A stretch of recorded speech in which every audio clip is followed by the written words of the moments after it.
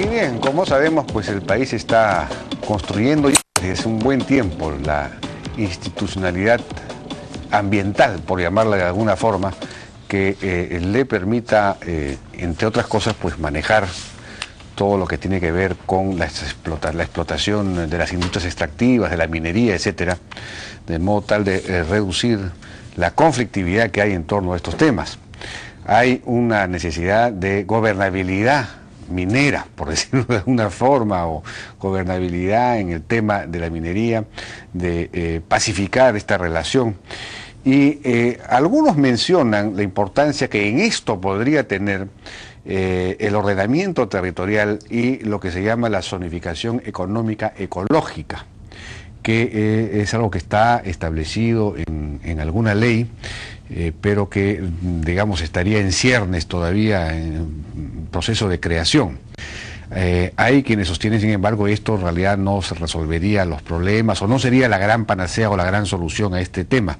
Pero hemos invitado a dos personas conocedoras del asunto para tratar de entender de qué se trata y hasta este instrumento y hasta dónde nos puede servir, en fin, hasta dónde puede llegar, cuáles son sus alcances, si realmente puede ser útil o no, etcétera. Estamos con José Luis López, que es coordinador del Grupo Diálogo Minero, amplio conocedor de estos temas, y Mariano Castro, que es abogado, ex secretario ejecutivo del CONAM, que fue el antecesor del Ministerio del Ambiente, y también profundo conocedor del derecho vinculado al tema ambiental. ¿Cómo están? Buenas noches, ¿cómo les va? ¿Qué tal? Buenas noches. Bueno, comencemos por explicar, así, Mariano, quizá usted nos puede explicar brevemente en qué consiste, digamos, esto del ordenamiento territorial y la zonificación económico-ecológica, de qué se trata exactamente y cuáles son sus alcances. Sí, con gusto. Creo que efectivamente este tema adquiere una mayor relevancia a partir de la declaración del propio presidente de la República anunciando de que esa tarea va a ser impulsada en este periodo. En realidad hay que tener en cuenta de que creo que efectivamente, así como en los últimos 15 años el país se ha preocupado de fortalecer una institucionalidad que oriente, promueva el crecimiento económico y que no solamente la política económica, sino también la administración que se hace cargo de la aplicación de la política económica sea sólida, solvente y que haya una continuidad. Creo que hoy día el país también es consciente de que es importante asegurar las otras dimensiones del desarrollo. Una de ellas es la cuestión ambiental. Y por lo tanto se requiere políticas claras, administración solvente, autónoma, reguladora y además también instrumentos que garanticen la aplicación de esta política. Siempre se habla del estudio de impacto ambiental o de la evaluación de impacto ambiental que tiene que ver con los proyectos y qué medida esas actividades humanas generan un menor impacto en el ambiente y generar además las mejores opciones para aprovechamiento del recurso, hacer sostenible y viable los proyectos en la dimensión ambiental. Ahora, eso, así como también en política económica que se requieren varios instrumentos, con entidades además solventes para aplicarlos, tanto en el sector público como privado, lo mismo en materia ambiental hay otros instrumentos. Este es, por ejemplo, los vinculados a el ordenamiento territorial y que en varios países de la región y en el mundo se ha venido aplicando. ¿A qué apunta? Apunta a que en primer lugar los tomadores de decisión y los actores sociales, económicos que operan en los territorios conozcan el territorio, conozcan las diversas potencialidades, hay una información clara sobre qué potencialidades hay y qué posibilidades hay entonces de orientar mejor las diversas opciones de desarrollo que la diversidad pues, de ámbitos que tiene el país, con diversas características geográficas, ambientales y en biodiversidad. Entonces hay una labor inicial que tiene que ver con la información, el conocimiento de los recursos y las potencialidades que estos tienen.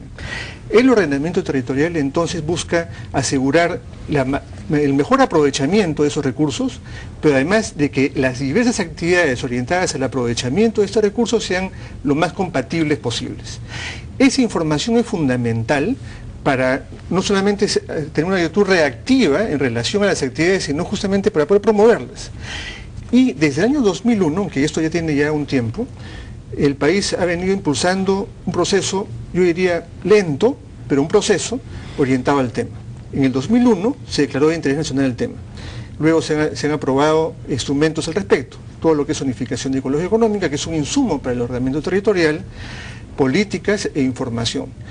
Y además los gobiernos regionales han venido asignando recursos importantes y varios ya tienen aprobados sus planes de zonificación de ecología económica: San Martín, Madre de Dios, Cajamarca, Amazonas, entre otros. Junto con ello, el Ministerio de Economía y Finanzas también hace pocos años, de forma importante, ha establecido directivas para efectos de que se tengan todos los operadores en zonificación y en ordenamiento territorial tengan directivas de cómo generar proyectos de inversión pública para el desarrollo de capacidades, porque teniendo el instrumento pero sin gente capacitada para operarlo, avanzaremos muy poco. Bueno, pero digamos, si vamos a identificar las potencialidades en cada territorio, en cada parte del territorio, habría que ver cuál es la unidad territorial, digamos, para esta zonificación. Estamos hablando de una región entera, un departamento, estamos hablando de una cuenca. ¿Cuál es la unidad territorial sobre la cual se predicaría, digamos, esta...? Sí, hay 3 escalas. En lo que tiene que ver con zonificación de ecología económica hay 3 escalas. Una es la microzonificación, que tiene que ver con una escala distrital, cuencas específicas. Es también perfectamente posible y resulta siendo una necesidad hoy día. La mesozonificación, que va a una escala regional, y la macrozonificación, que tiene que ver con ámbitos mayores. Y cada escala, a su vez, tiene responsables dentro del Estado para llevarlos adelante, ¿no? Pero ¿qué es lo que hay que llevar adelante? Digamos, en una microzonificación, digamos, a nivel de una cuenca. Para comenzar, una cuenca tiene muchos pisos ecológicos, o sea que ahí las potencialidades pueden ser muchas, enormes, digamos, no enormes, sino muchas, porque hay muchos pisos ecológicos. ¿Qué es lo que haría la autoridad? Decir aquí solamente se puede sembrar esto, o acá tal actividad. ¿Qué es lo que da como resultado, como norma, digamos, una zona, una zonificación? Es un insumo para el proceso de planificación y de orientación de inversiones. Y en esa línea, entonces, lo que nos da es una información actual, cosa que no se dispone, respecto a las características y potencialidades del territorio. Entonces se territorializa el conjunto de políticas públicas que se requieren, y a partir de ahí entonces la zonificación de ecología económica establece orientaciones para que los planes de desarrollo que de diverso nivel, que deben ser impulsados, contengan una información que usualmente no ha sido puesta en mesa. O sea, que tiene una utilidad informativa. Eso en primerísimo lugar, lo cual ya es importante. Y orientadora de los planes, pero digamos no tiene ningún poder vinculante. Vinculante, ¿no? En ese nivel, es decir, es vinculante para los planes de desarrollo, planes para aprovechamiento de determinados recursos. En ese nivel es vinculante. No es vinculante en relación a actividades particulares específicas. Ya. Pero eso solo ya es fundamental, porque lo que ocurre, lamentablemente, y eso ocurre aquí y en otros lugares, es de que las políticas públicas, los programas específicos, no están integrados. Cada quien concede usos, decide aprovechamientos, y muchas veces sin considerar lo que el otro sector del propio gobierno impulsa. Por lo tanto... Ahora, yo puedo entender claramente el caso, por ejemplo, de los bosques. Ahí donde hay bosques se puede establecer que esa es una zona de explotación forestal, pero no agrícola, porque el suelo seguramente no soportaría una agricultura intensiva, etcétera. Digamos, son condiciones del suelo las que establecen claramente cuál es la orientación productiva de esa zona. Pero las famosas cabeceras de cuenca, ¿no? En donde está la minería, los recursos mineros están precisamente, por lo general, en las cabeceras de cuenca. Entonces, una zonificación ecológica, económica, ecológica, diría, el potencial de esta zona es la minería. O además diría, pero no se puede hacer minería porque es cabecera de cuenca. Es decir, ¿qué es lo que define, establece potencial y limitaciones también? Establece características sociales, económicas, ambientales, y establece efectivamente las posibilidades probablemente no identificadas por interesados en realizar actividades económicas con la finalidad de que efectivamente pueda orientar planes de desarrollo concretos. Entonces, en esa línea, lo que la zonificación de ecología económica hace es abrir oportunidades de desarrollo. Y en lo que se toca a cabeceras de cuenca, efectivamente es una zona de protección especial, que no solamente una zonificación ecológica y económica lo podrá advertir, sino otra serie de herramientas vinculadas a la gestión del recurso hídrico. Y que en realidad no solamente tiene que ver con cabecera de cuenca, sino cualquier parte de la cuenca en donde se requiere un cuidado especial del recurso hídrico para que los diversos usuarios puedan seguir realizando sus actividades con la normalidad y la sostenibilidad del caso, pues habrá que adoptarles. Pero la zonificación ecológica y económica en tanto tal no establece prohibiciones específicas. No prohíbe nada. Establece orientaciones que pueden condicionar determinadas políticas. Ahí queda, ¿no? Es una información y está ligado con los planes de ordenamiento territorial. O sea, la zonificación es un componente del plan de ordenamiento del territorio. El plan de ordenamiento se compone de zonificación, el plan en sí y la ordenanza que sí mandata sobre qué cosa ha decidido ese plan. Y el plan de ordenamiento es un insumo de los planes de desarrollo. Entonces, toda una estructura. La zonificación, por ejemplo, necesita los balances de cuenca. Los balances de cuenca son también parte de esto.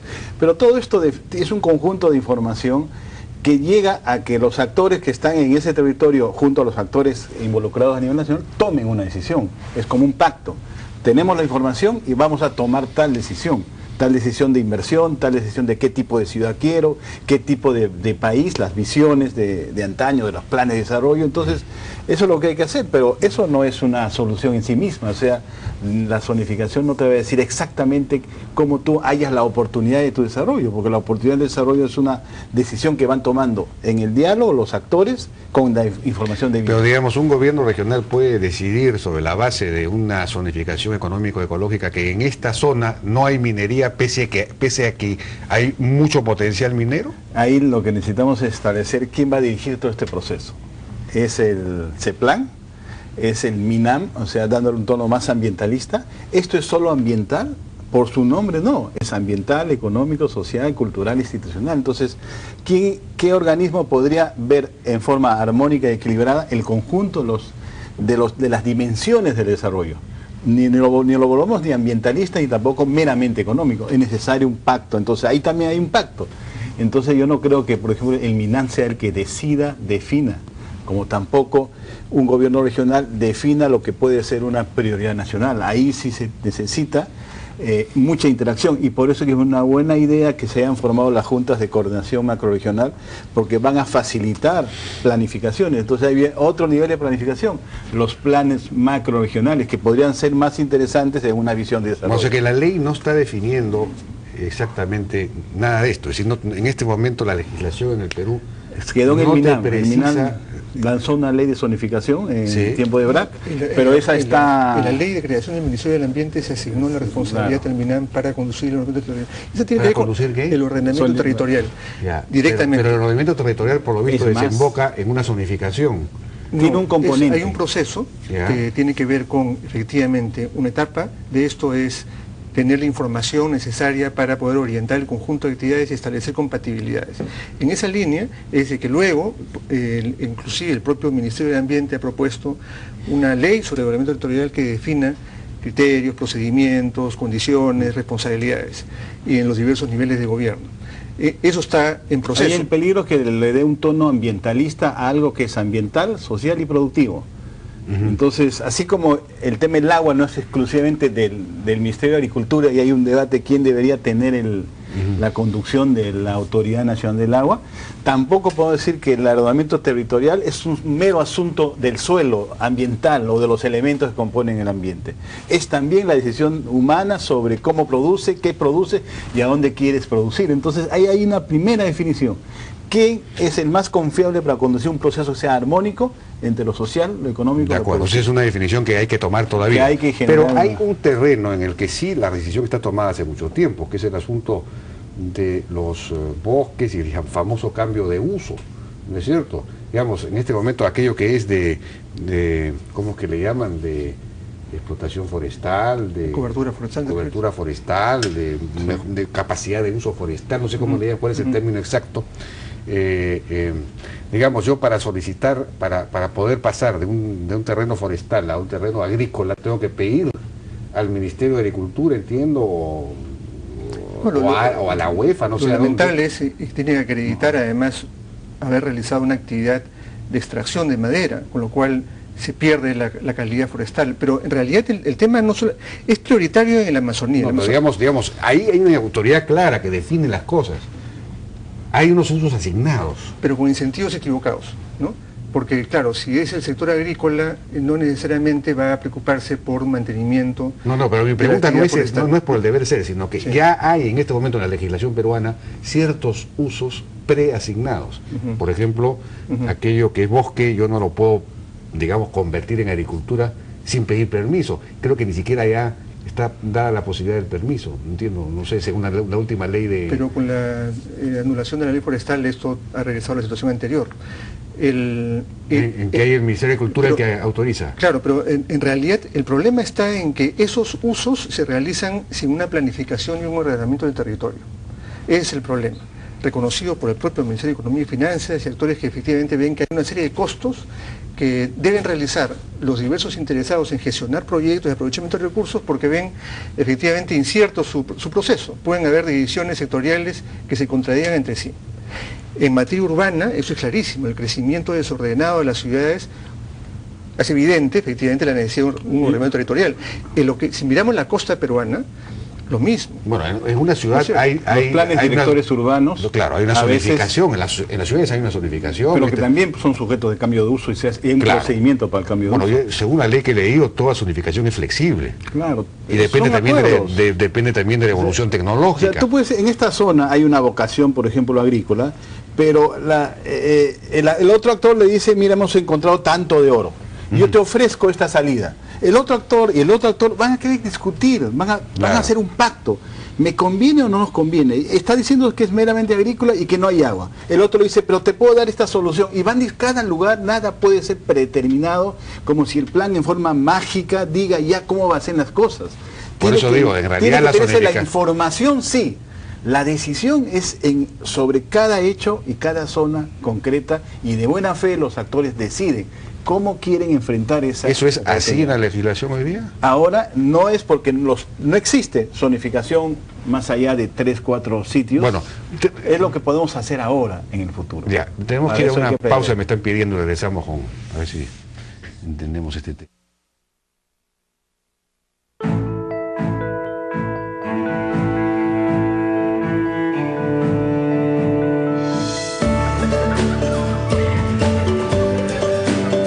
Cuando estás controlado, los ataques de asma no son una opción. Cuídate. Un exitoso programa de RIMAX Seguros para el control y seguimiento de pacientes con enfermedades crónicas. RIMAX Seguros. De 6 a 9, muy buenos días. Todas las mañanas al despertar les brindamos la más completa información.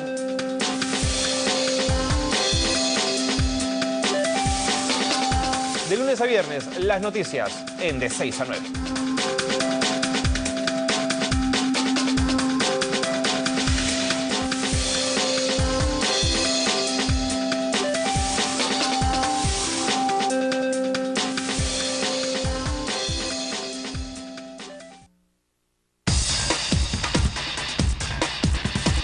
De lunes a viernes a las 2 de la tarde, N Deportes, primera edición. La actualidad del torneo local y la información de las principales ligas del mundo en el primer noticiero deportivo del día. Noticias, entrevistas y tu participación a través de las redes sociales. Todo en N Deportes, primera edición. Y a las 10:30 de la noche, la opinión, el análisis y la palabra de los protagonistas de la jornada deportiva en N Deportes, edición central. De lunes a viernes, 2 ediciones, N Deportes.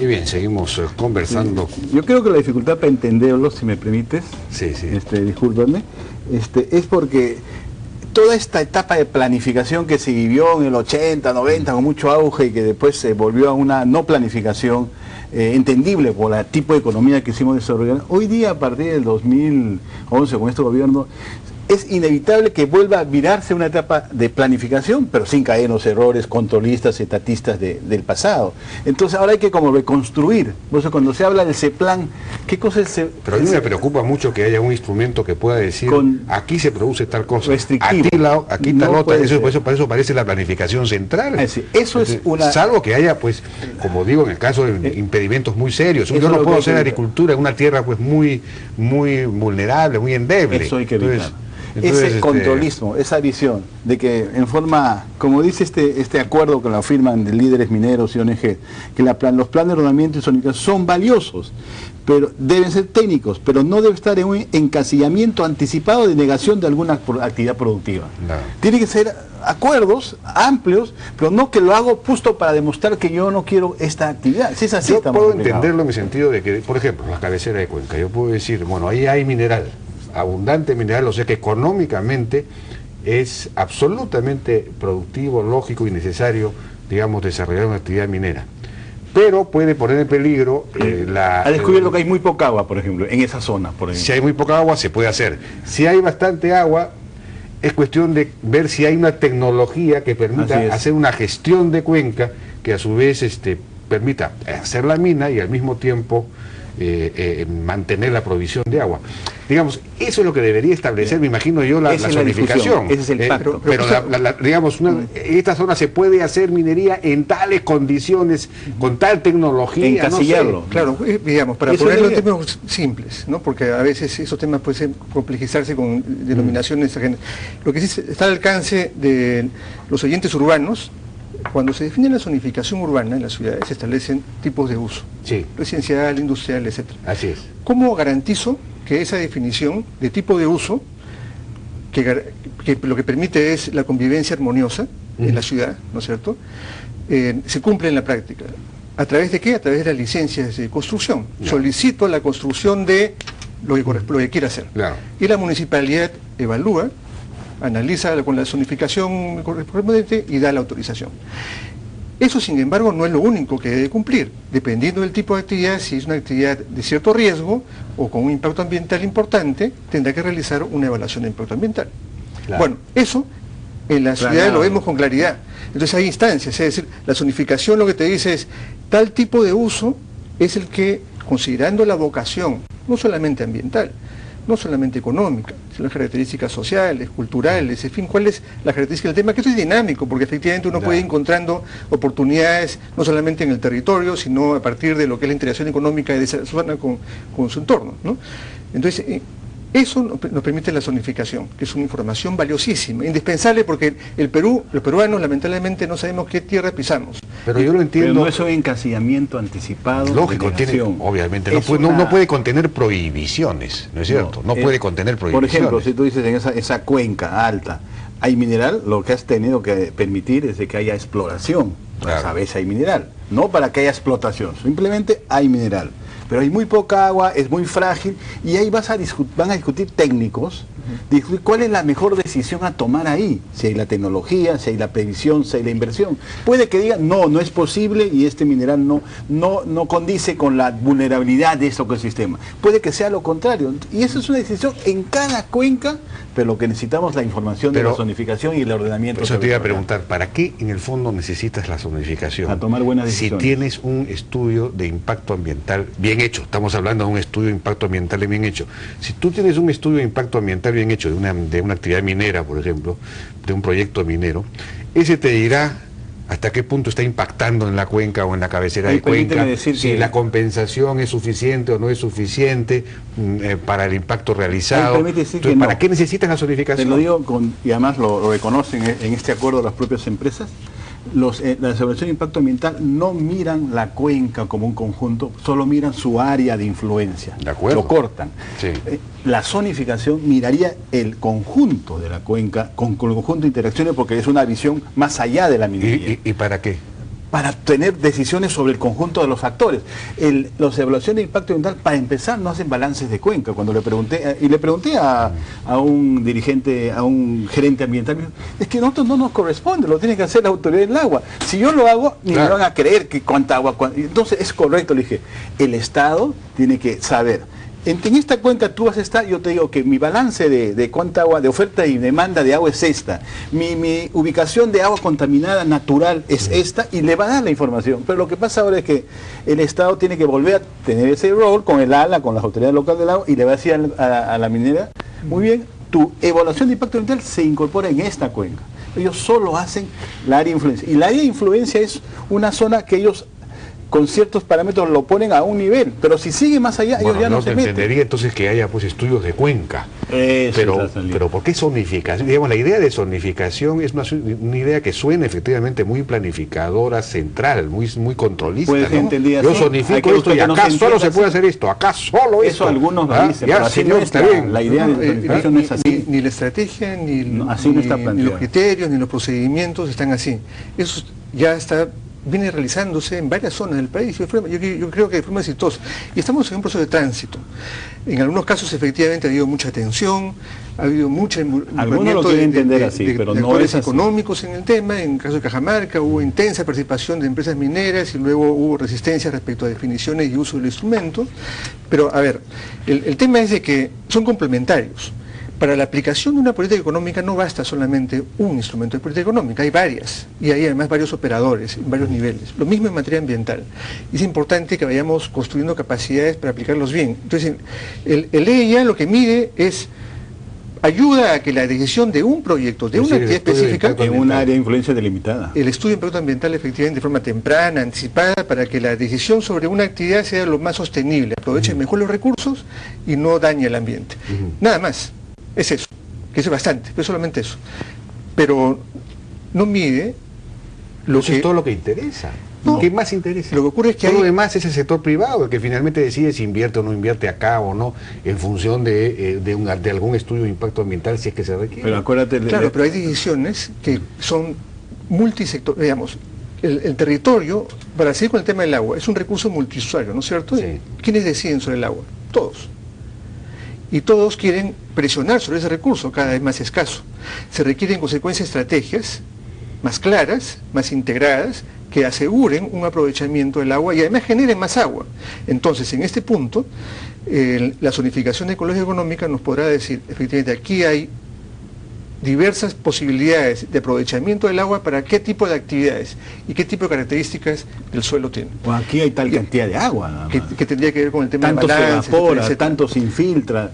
Esa información, esa data es la que necesitamos. Para la seguridad de la actividad privada... ¿Eso no es función de los consejos de cuenca sí, que se deben crear? Sí. El tema es que en el Perú ha crecido más la inversión. Entonces, y esto está detrás de esto. Ahora hay que hacer que los consejos de cuenca acompañen al proceso de inversión. No, ya sé, pero lo que digo es esa tarea del consejo de cuenca. ¿Para qué necesita la zonificación nuevamente? Si siempre hay alguien o algún instrumento o alguna institución que está, digamos, atendiendo o respondiendo a las preguntas. ¿Cuál es la función? No es el nombre lo que va a definir el que se vuelva controlista o no, sino la manera como se gestiona. Mañana puedes llamarle Consejo de Cuenca y de repente está con gente que diga de que no va a haber minería en cabecera de cuenca. Depende cómo los líderes, los sectores se ponen de acuerdo y no encasillan. Y aquí hay un árbitro. Por ejemplo, esto que me gustó mucho también de Proesmin, que comenzó a dar una propuesta con paredes de cuenca más abajo de la propuesta. Sí. Pero yo le pregunté a la gente de Yanacocha, pero esta es mi área de influencia, tú quieres que invierta a 100.000 personas, me parece muy bonito, dijo, pero ¿cómo voy a mirar desde un solo proyecto? Entonces le dijo, bueno, el Estado tiene que acompañarte a ese proceso, el Estado puede ayudarte con eso. Claro. Entonces te das cuenta, ahí ya es otra visión, era una visión de cuenca. No, claro. Y lo que hace la minería es que no le indican que tenga una visión de cuenca. Algunos lo hacen con su esfuerzo, hacen una visión pero de planificación. Eso es otro Por tema. eso es que una visión de cuenca, con una zonificación y un plan de ordenamiento son instrumentos que van a acompañar. Pero tampoco quiero decir de con esto. Pero plan de ordenamiento, ese mismo nombre, ya suena un poco, te voy a dar orden. A estatismo, sí, pues. Hay que abrir la mente, pues. Hay que abrir la mente. Yo creo que está bien, hemos vivido con estatismo, hemos vivido sin Estado también en todo el 90 y 2000. ¿Por qué no nos imaginamos que a partir de 2011 va a tiene una fórmula de asegurar que necesitamos para asegurar el crecimiento de la inversión más Estado? Y que eso no es una paradoja. un Estado que acompañe el crecimiento de la inversión. ¿Por qué no construimos esa visión que es la que creo que este gobierno lo quiere Claro, hacer? yo sí creo que se necesita mucha más información. El Estado tiene que ser capaz de ir donde la población y decirle, fíjese ustedes, dar él mismo explicar las cosas, ¿no es cierto? Y explicar, Y eso es lo esta que... inversión minera se viene, ha hecho este impacto ambiental, hay estos impactos, hay estas compensaciones, pero como tú bien dices, esto es mucho más amplio. Nosotros nos hemos puesto de acuerdo con la mina en que habría esta propuesta para desarrollo integral de la cuenca, ya no solamente la minera, y sino... el Estado es el que discute. Pero el Estado es el que tiene que hacer eso, estamos de acuerdo. No lo desgasta la empresa, que haga la labor del Estado. Así es. Eso lo ha hecho 20 años Ya, la empresa. pero mi pregunta es, ¿qué tiene que ver eso con el ordenamiento territorial? Es fundamental. Es parte de los porque, instrumentos. Porque efectivamente, no solamente de política Pero ambiental. vamos a ir a una pequeña pausa y regresamos, por favor.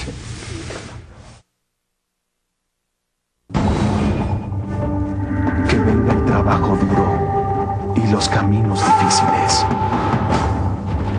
Que vengan los retos más grandes. Estoy preparado.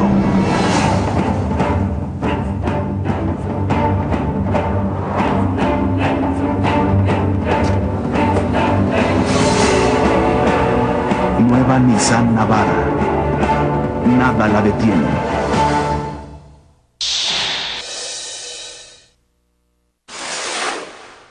¡Ay, ay, ay, ya! Estoy muy emocionado. Ya faltan pocos días para el sorteo del millón de soles que te regala la cuenta premio del BCP. Tú también ábrete tu cuenta premio en el BCP. Tienes hasta el 15 de enero.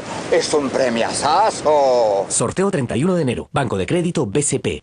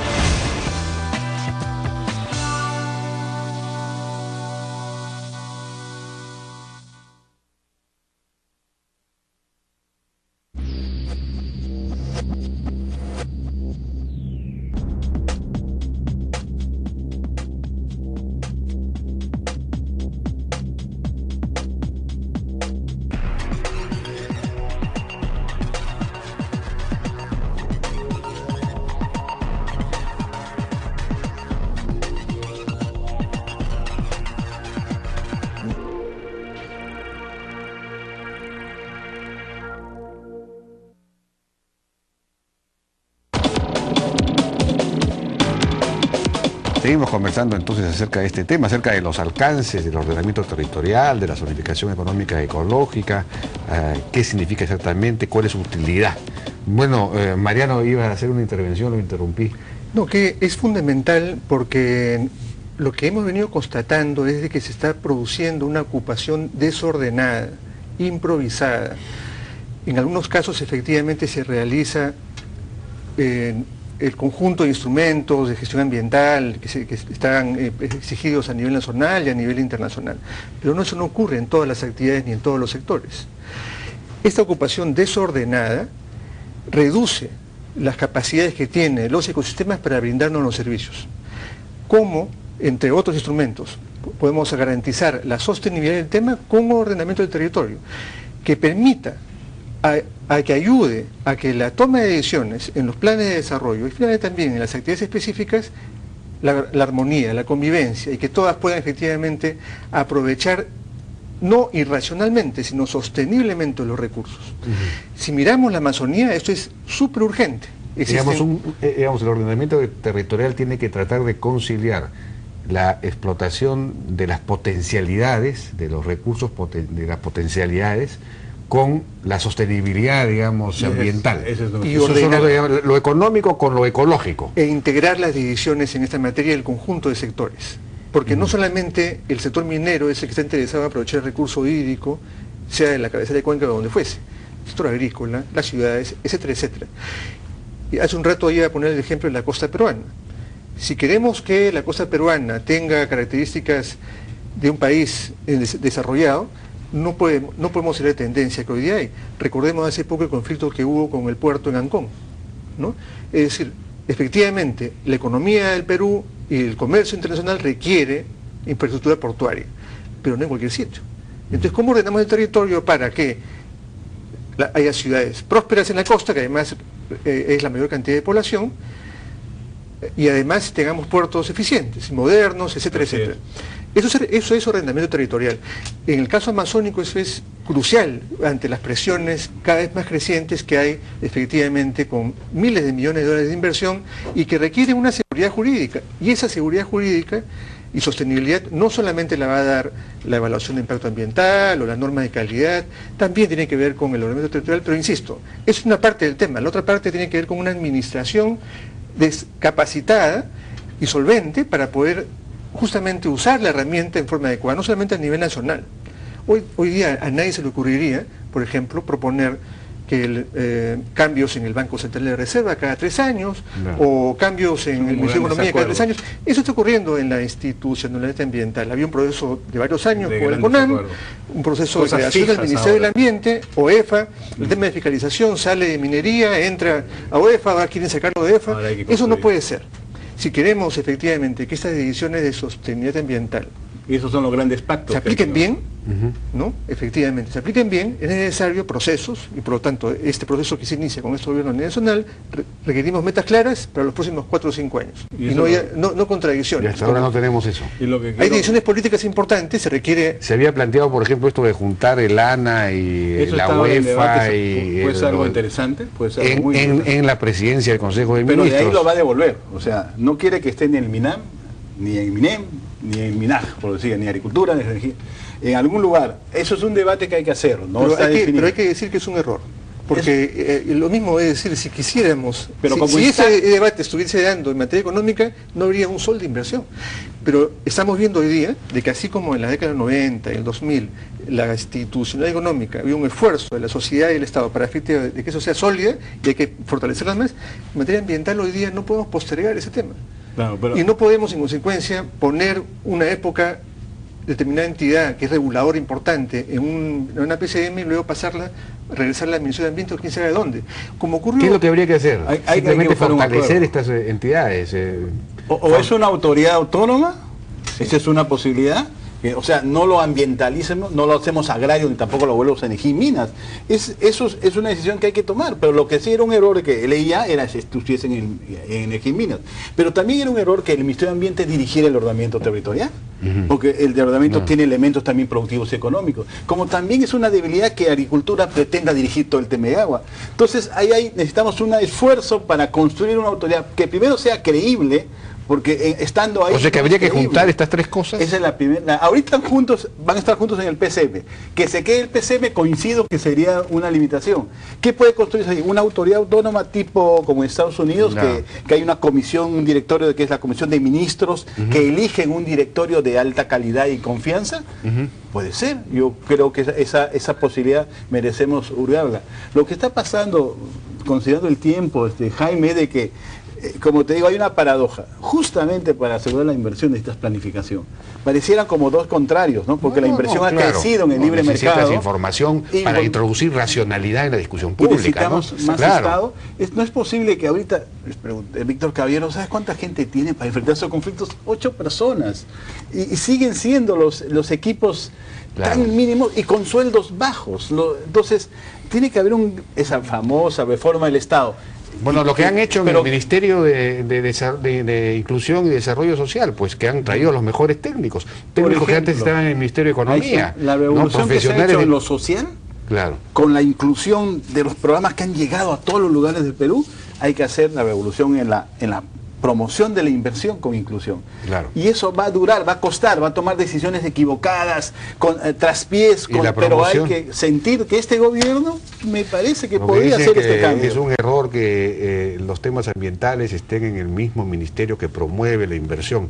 Claro, pero el problema es que el Ministerio de Energía y Minas promueve la inversión quizás hacia afuera, pero no hacia adentro. El Ministerio de Energía y Minas no tiene ninguna capacidad de vender un proyecto a la población. Pero es increíble. Pero firma la aprobación. Entonces, y genera todo el tema. Y habría que preguntar además a los otros sectores cuánto han invertido en gestión ambiental.